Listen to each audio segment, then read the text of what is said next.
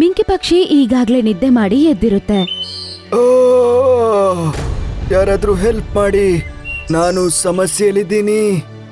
ಅರೆ, ಇದು ಯಾರ ಶಬ್ದ? ಅವ್ರ ಅಪ್ಪ ಅಮ್ಮ ನಿದ್ದೆ ಮಾಡ್ತಿರ್ತಾರೆ. ಅವ್ರಿಗೆ ಗೊತ್ತಿಲ್ದೇನೆ ಅವನು ಆ ಶಬ್ದದ ಕಡೆ ಓಡೋಗ್ತಾನೆ. ಅದೋಗ್ ನೋಡತ್ತೆ, ಅಲ್ಲಿ ಸೋನು ಪಾರಿವಾಳ ಸಿಕ್ಕಾಕೊಂಡು ನರ್ಲಾಡ್ತಿರುತ್ತೆ. ಅಯ್ಯೋ ಸೋನು ಅಣ್ಣ, ನೀನ್ ಹೆಂಗಪ್ಪ ಇಲ್ಲಿ ಸಿಕ್ಕಾಕೊಂಡ್ಬಿಟ್ಟೆ? ನಾನ್ ಸುಮ್ನೆ ಮನೆಗೆ ಹೋಗ್ತಾ ಇದ್ದೆ. ನನ್ನ ಹಿಂದೆ ಆಗ ಒಂದು ಹದ್ದು ಬಿದ್ದೋಯ್ತು. ಮತ್ತೆ ನಾನು ನನ್ನನ್ನು ಕಾಪಾಡ್ಕೊಳ್ಳೋಕೆ ಇಲ್ಲಿ ಬಂದೆ. ಇಲ್ಲಿ ಮುಳ್ಳುಗಳಿವೆ. ನನಗೆ ಒಳಗ್ ಬಂದ ನಂತರನೇ ಗೊತ್ತಾಗಿದ್ದು. ಆಗಿಂದ ಇಲ್ಲೇ ಇದ್ದೀನಿ.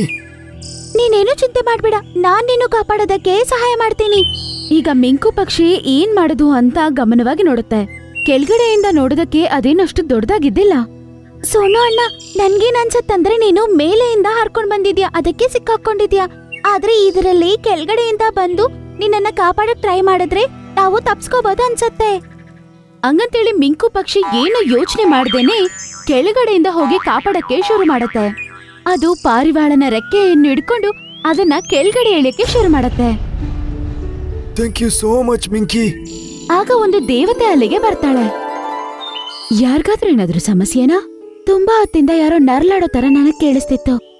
ಹೌದು ನೀಲಿ ದೇವತೆ, ಸೋನು ಪಾರಿವಾಳ ಎಲ್ಲಿ ಸಿಕ್ಕಾಕೊಂಡ್ಬಿಟ್ಟಿದ್ದ.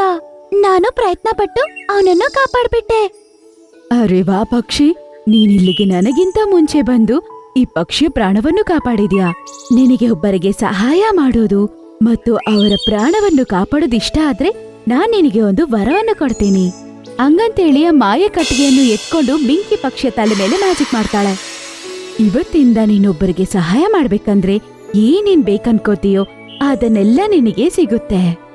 ಖಂಡಿತವಾಗ್ಲೂ ಹಂಗ್ ನಡೆಯುತ್ತಾ? ಹಾ, ಅದು ಬರೀ ಬೇರೆಯವ್ರಿಗೋಸ್ಕರ, ಅದು ನಿನ್ಗೋಸ್ಕರ ನೀನು ಯೂಸ್ ಮಾಡಕ್ಕಾಗಲ್ಲ. ಹಂಗಂತೇಳಿ ದೇವತೆ ಅಲ್ಲಿಂದ ಮಾಯ ಆಗ್ಬಿಡ್ತಾಳೆ.